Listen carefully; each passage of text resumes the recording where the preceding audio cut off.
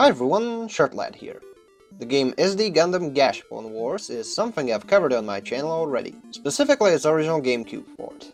Over time though, I've been curious about what does the Wii port of it, which came out 5 years later, bring to the table. Which brings us to the topic of the video. When it comes to its main mode, the Capsule Wars, there's only one tangible change, and that is shorter timers for each battle, now being cut down to 30 seconds, with stage pickups and event cards making them either shorter or longer. In the draw pool for battle cards, 2 have been added, one of which extends the battle timer to a full minute, and the other one cutting it down to about 4 or 5 seconds, allowing for either defensive play, riskier pushes into uncharted spots, or very frantic hit-and-run tactics against less favorable matchups. Overall though, I'm not a big fan of the change, since shorter battles are usually a lot more favorable to the defending team, sometimes slowing down the game's overall pace.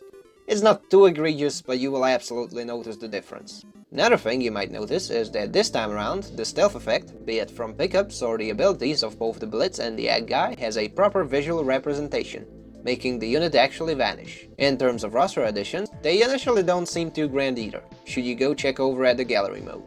Featuring only a single mobile suit and increasing the size of the main roster from 135 units to 136. At the same time, the green ZGMF 1000 ZAKU Warrior that you're getting in this one is a pre-existing unit, which carries over from the mission 85 of the 100 mission mode, featured both in the Gamecube port as well as on the Wii. Being a 3-star red scissor type, the green ZAKU Warrior feels like a carbon copy of Luna Mario Hawk's red ZAKU Warrior, featuring the same moveset range of 4 tiles, same unit type, same mobility advantage in bases, and a disadvantage in water. It has the same B in attack, B in defense, and C in speed, alongside a bombardment stat of 55 within the exact same range. Its moveset is almost the same as the one on its red counterpart, with the beam rifle, beam tomahawk, grenades and all, but without the gunner backpack and its high energy beam cannon, which the red one gets after getting the spark power up. This unit is unlocked by a code. Speaking of which, the secret codes are different when compared to the Gamecube port, and they will be shown on the screen right now.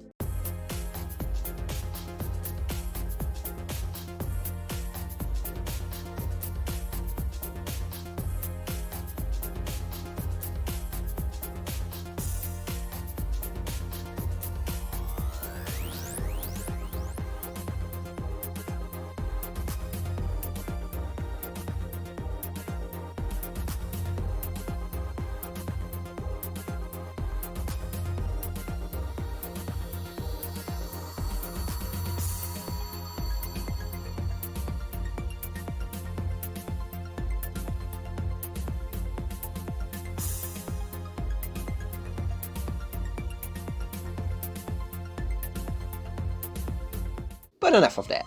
With the Wii port coming out in time when 16:9 screens were becoming a lot more commonplace, there's now an option to run the game that way as well. Those who are fans of the Gamecube port will also be glad to know that you can still use the original Gamecube controller with this one, alongside the Wiimote and other proprietary hardware for the console. On the Dolphin emulator, if you got your Gamecube control scheme set up, it will use that one.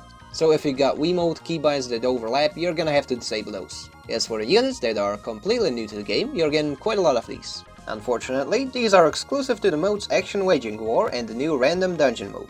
The ones playable in both are Rainbow Rolls Goof with white stripes and better stats, the Dom and Black Tri-Star specs, the GOG, ZAKU Desert Tap, ZAKU Cannon, High Mobility ZAKU 2 R1, the High Mobility ZAKUs of Black Tri-Stars, Shin Matsunaga and Johnny Raiden, the Cold Districts variants of the ZAKU 2, Goof and the Dom Tropen in its sand brown colors, Gelbuk Cannon, the High GOG, and Zagak-E, Kukuru's Duan's ZAKU 2, which tosses rocks, and Makuve's Gyan. Then there's some which are only playable in the former, being the Brow Bro, the Grublo, the Big Bro, the Orange Egg, which is massive for some reason, and the Blue Egg, which is also massive and comes with missiles.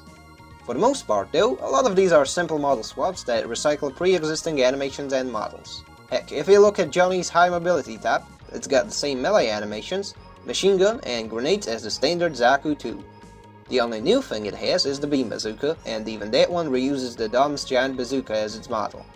Not that I would mind though, I love my high GOGs and my mono eye variants.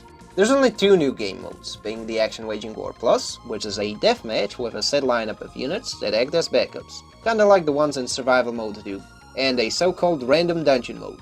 This mode takes a lot after Spike Chunsoft's Mystery Dungeon games and reuses assets from SD Gundam Scat Hammers. There's 100 floors of randomly generated dungeons each run, there's a small boss fight every 5 floors, you get to level up by killing enemies, and any capsules you snag along the way are yours to keep. Effectively though, it plays a bit like Brigador on bath salts. I strongly recommend using the Z buttons for lock-ons here.